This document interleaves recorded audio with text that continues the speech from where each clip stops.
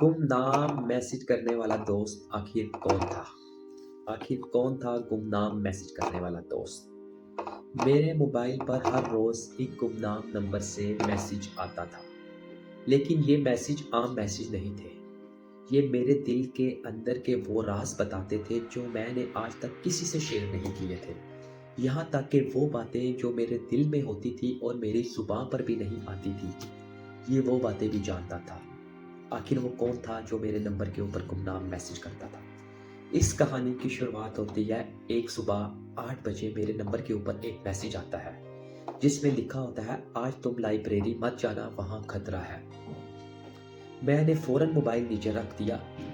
ये वो बात थी जो मैंने कल रात सोची थी कि मैं सुबह लाइब्रेरी जाऊंगा, और मैंने किसी से शेयर भी नहीं की थी। उस दिन वाकई ही मैं लाइब्रेरी नहीं गया, क्योंकि दिल में एक अजीब सा डर, खौफ, बेचैनी थी कि आखिर वो बात जो मैंने कल रात सोची थी, वो किसको पता चली, कैसे पता चली, क्या हुआ आखिर, और मुझे जिसका मैसेज आया वो कौन था। अगले दिन की हकीकत ने तो मेरा दिल और दहला दिया जब मैं सोकर उठा और मुझे पता चला कि पूरे शहर में एक खबर आग की तरह फैल चुकी है कि यूनिवर्सिटी की लाइब्रेरी में एक बहुत बड़ा हादसा हुआ है। छत का कुछ हिस्सा नीचे गिर गया है। यकीन करें, मेरी रीढ़ की हड्डी में जैसे सर्द लहर दौड़ गई। क्या वाकई ही मेरा बच जाना इत्तेफाक था, या किसी को सब कुछ पहले से मालूम था? मेरी बेचैनी बढ़ने लगी।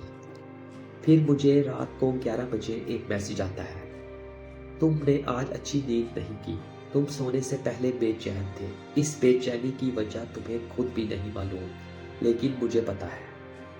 मैंने घबरा कर इधर उधर देखा, अपने मोबाइल के कैमरे पर फौरन हाथ रख लिया कि शायद कोई मुझे देख रहा है।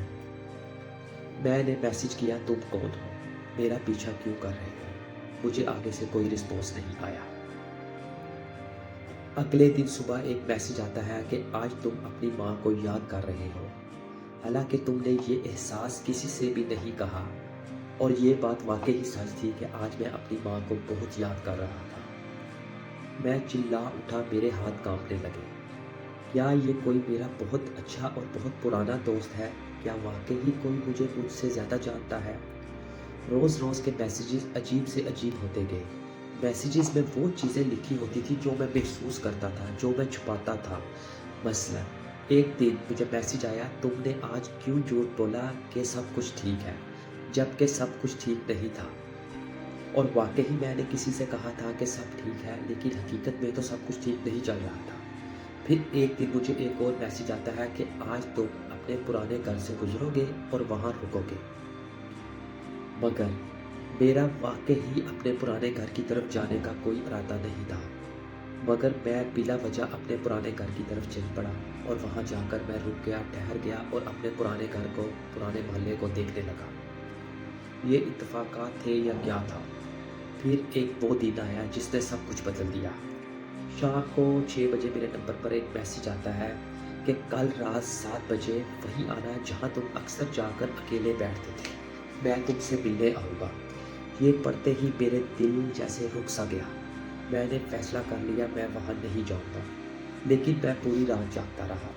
नींद आंखों में थी, लेकिन ज़हन में सिर्फ एक सवाल, अगर ना गया तो क्या होगा, और अगर मैं चला गया तो वहाँ मुझे कौन मिलेगा? सारी रात मेरी बेचैनी में गुजरी। मैं वहाँ नहीं गया। उससे अगले दिन उस जगह पर पहुंचा तो वहाँ मुझे एक छोटा सा पैकेट ज़मीन पर गिरा हुआ मिला। इस पर लिखा था, ये तुम्हारे लिए है। मेरे कपकपाते हाथों ने उस पैकेट को पकड़ा। दिल की धड़कन इतनी तेज़ हो गई कि मैं आवाज़ें सुनने लगा दिल की। मैंने पैकेट खोला तो उसमें एक पुराना सा मोबाइल था, जिसकी स्क्रीन टूटी हुई थी, मगर वो चल रहा था। मैंने फ़ोन खोला, एसएमएस ओपन किए तो उसमें वो तमाम एसएमएस मौजूद थे जो मेरे नंबर पर आते थे, और उस फ़ोन के अंदर सिर्फ एक नंबर सेव था, वो भी सिर्फ मेरा। मैं जहाँ खड़ा था वहीं जम गया। मेरी आंखों के सामने एक छोटी सी चिट्ठी पड़ी थी, जिस पर एक लाइन लिखी थी, मैं तुम्हारा वो हिस्सा हूँ जिसे तुम परसों से दबाए बैठे हो।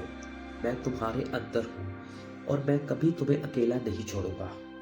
उस दिन के बाद मैंने कभी उस फ़ोन को ऑन नहीं किया, ना कभी छुआ। لیکن کبھی کبھی آج بھی میرے موبائل پر کچھ نوٹیفیکیشن آتے ہیں کہ میں ابھی بھی یہاں ہوں، میں ابھی بھی تمہارے پاس ہوں، میں ابھی بھی تمہیں محسوس کر سکتا ہوں۔ آخر وہ میسج بھیجنے والا شخص کون تھا؟ یہ سب ایک کہانی بن کے رہ گیا ہے۔